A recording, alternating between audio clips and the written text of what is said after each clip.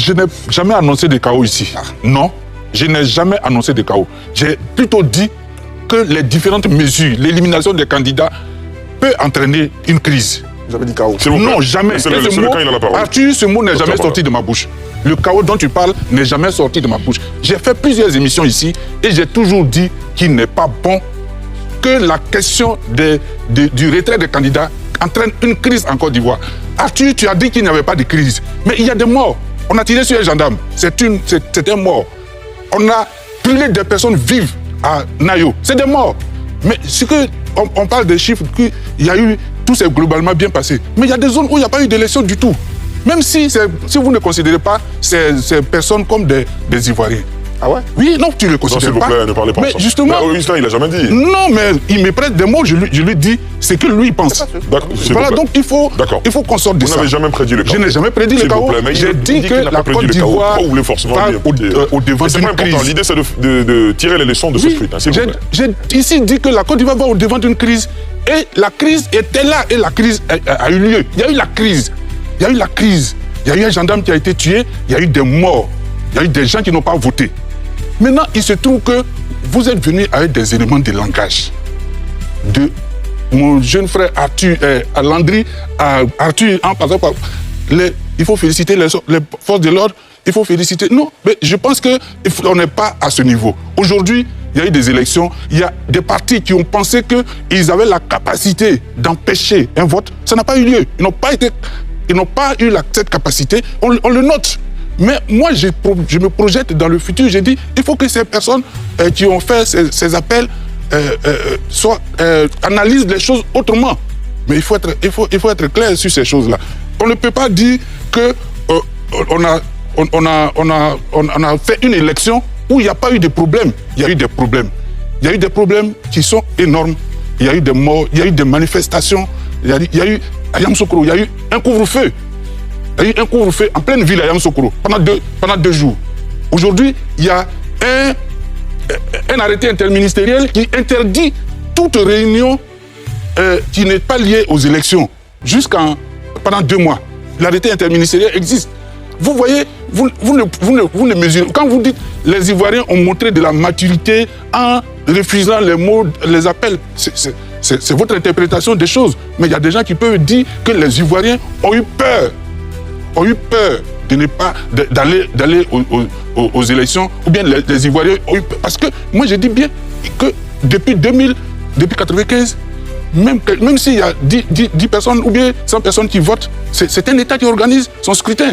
Et des gens qui n'ont pas l'armée, qui n'ont pas la police, qui n'ont aucun levier de l'État, ne peuvent pas raisonnablement dire qu'ils peuvent empêcher un scrutin. Donc moi, je ne suis pas le taux, on parle de taux de participation qui est le meilleur. Moi, comme je ne sais pas sur quels sont les leviers, les éléments que la CEI a utilisé pour calculer ce taux de participation, mais je ne sais pas. Et je pense que avant l'annonce de ce taux de participation, M. Kibia a dit que lui, il a créé une jurisprudence qui lui permet de retirer les zones où il n'y a pas eu de vote. Donc, ça lui permet de déterminer une nouvelle base de calcul du taux de participation. Donc, je ne sais pas si c'est ça qui a été appliqué pour avoir les 50%. Il a dit ça à quel moment? Il faut peut-être clarifier. Ah si, il a dit. Non, je ne dis pas qu'il n'a pas dit. Augustin Couillot, je ne dis pas qu'il n'a pas dit. D'accord. Je dis pour nos téléspectateurs et internautes qui ne savent pas qu'il l'a dit, il faut peut-être rappeler en quelles circonstances il c'est l'a de dit. notoriété publique, moi je l'ai vu. Très bien. Voilà, je l'ai vu à la télévision. Donc, s'il vous plaît, moi, comme je dis, je me permets de douter. Mais je veux dire que pour moi, ce n'est même pas un problème.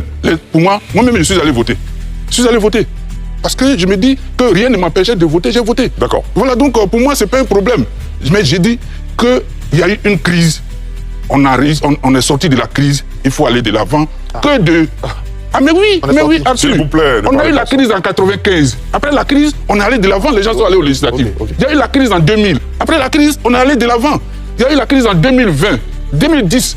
2010, il y a eu plus de 3000 morts selon les chiffres officiels. Mais on a avancé. Aujourd'hui, on a eu une crise qui a entraîné également des morts, même si ce n'est pas des morts à l'appel. Mais il y a des gens qui ont vécu ça dans leur chair. Et ce n'est pas acceptable qu'on minimise leur douleur. Donc, on doit avancer que de venir faire ressasser ce qui s'est passé. C'est fini. Très bien. C'est fini. Merci beaucoup, Augustin Couillot. S'il vous plaît, vous allez intervenir tous, ne vous inquiétez pas.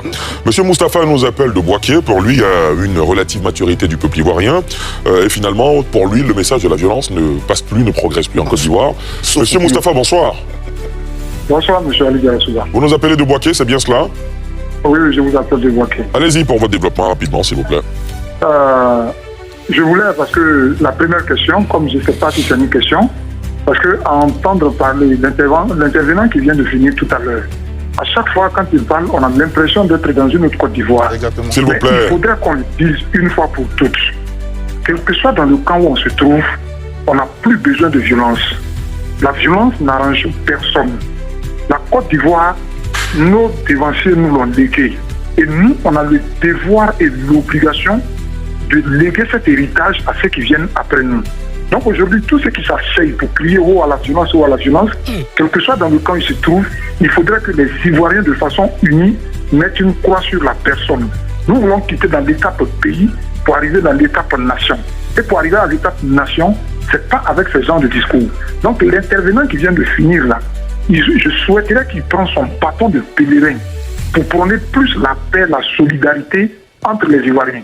Parce que nous n'avons qu'un seul pays, quel que soit dans la religion où on se trouve, quel que soit dans le camp où on se trouve, on a une seule indivisible qui est la Côte d'Ivoire.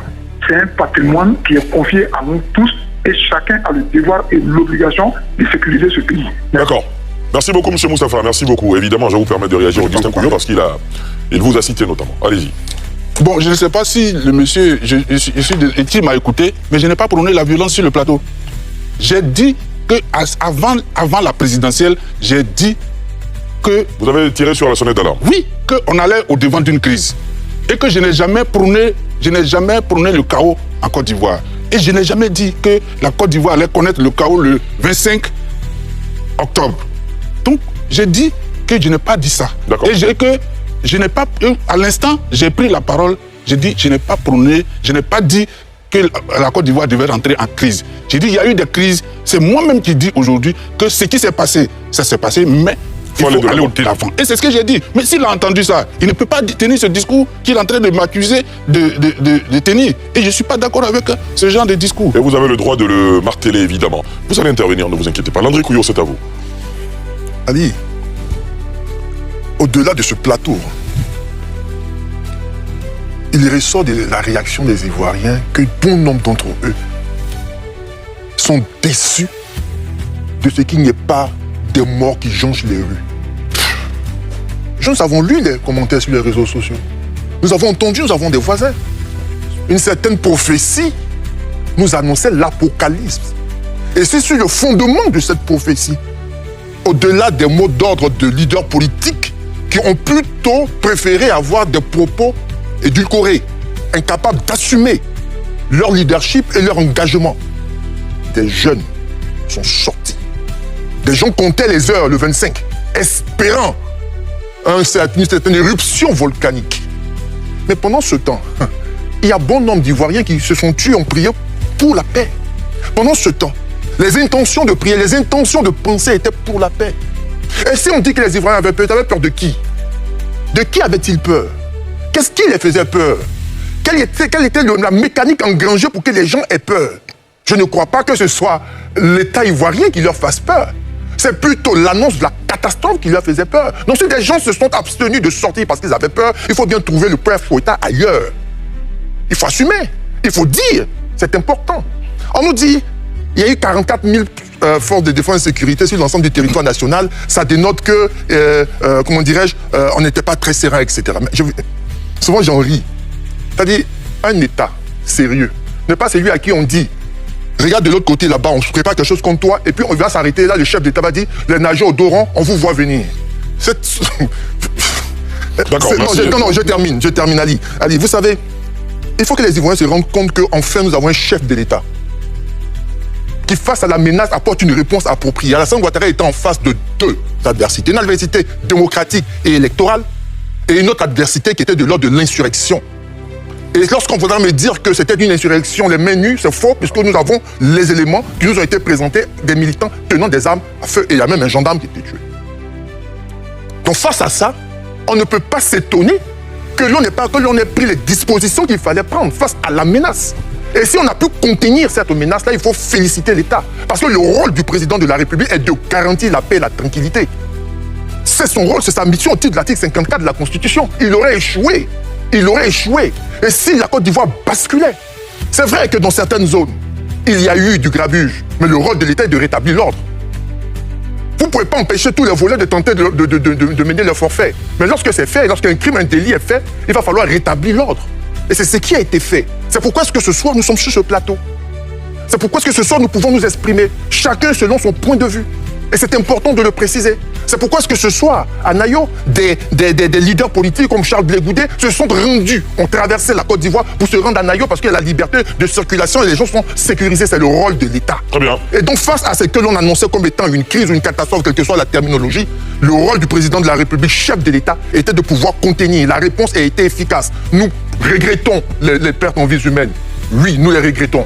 Mais comparativement à 2020 et d'autres dates, nous avons réussi quelque chose. Il faut le féliciter. C'est important au moins. Dire merci, féliciter-la. Ce n'est pas tomber dans le triomphalisme. Non. C'est de savoir qu'on est un État qui est sérieux, qui est capable de contenir les menaces internes et donc il rassure autant les Ivoiriens que toutes sortes de partenaires qui travaillent en Côte d'Ivoire.